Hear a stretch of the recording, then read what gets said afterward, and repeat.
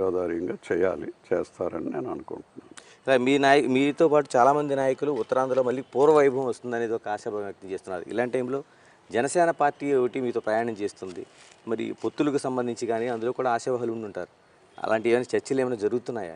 ఒక ఎలక్షన్ అయిపోయిన తర్వాత మళ్ళీ ఐదో సంవత్సరానికి ప్రిపేర్ అయ్యేటప్పుడు వ్యక్తుల్ని, మనస్తత్వాల్ని, వాళ్ళకు ఉండేటటువంటి ప్రజల్లో ఉండేటటువంటి వెయిటేజ్ని ఎప్పుడు చేసుకుంటూ వెళ్తూనే ఉంటుంది పార్టీ. అందులో తెలుగుదేశం పార్టీ మరీ ఎక్కువగా ఏమైనా ఉందా సార్ అటువంటి డిమాండ్ లాంటిది? ఎందుకంటే 8 నియోజకవర్గాలు ఉన్నాయి మనకి శ్రీకాకుళంలో. ఇప్పటికే పవన్ కళ్యాణ్ కొంచెం ఉద్దానం లాంటి ఏరియాల్లో అంతా తిరుగుతున్నాడు, ఉత్తరాంధ్రలో కొంత కాన్సన్ట్రేషన్ చేస్తున్నాడు ఆయన.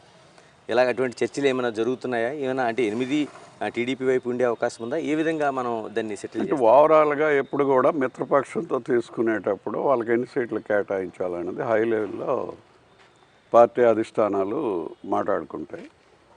మేము ఎప్పుడు కూడా నాకుండే ఈ పరిజ్ఞానంలో చూసే దీంట్లో మాట్లాడుకునేటప్పుడు సీట్లు ఎన్ని అనేది ఎవరికి ఎన్ని అనేటటువంటిది కన్ఫర్మ్ అయ్యాక కొన్ని పారామీటర్స్ తీసుకొని 1, 2 అటు ఇట్లో వాళ్ళ మనుషులు వాళ్ళు పెట్టుకుంటారు, మా మనుషులు మేము పెట్టుకుంటాం.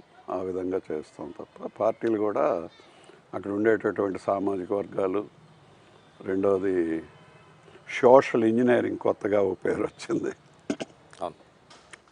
సోషల్ ఇంజనీరింగ్ కానీ ప్రజలతో మమేకమైనటువంటి పరిస్థితి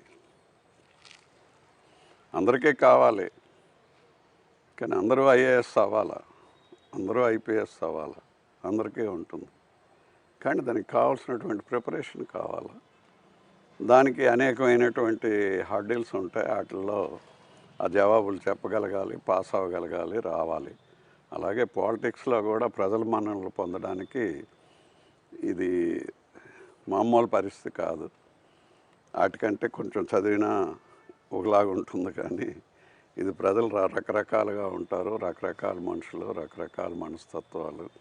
వీటన్నిటినీ తెలుసుకొని రావాలి అని అంటే మరి మన కోరికే కాదు, ఆ ప్రజలకి ఆ కోరికకి కావాల్సినటువంటిది, ఆ పదవికి కావాల్సినటువంటి కార్యక్రమాలు, లక్షణాలు కూడా మనలో ఉండాలి. లేనప్పుడు మనకు విజిబిలిటీ ఉండదు.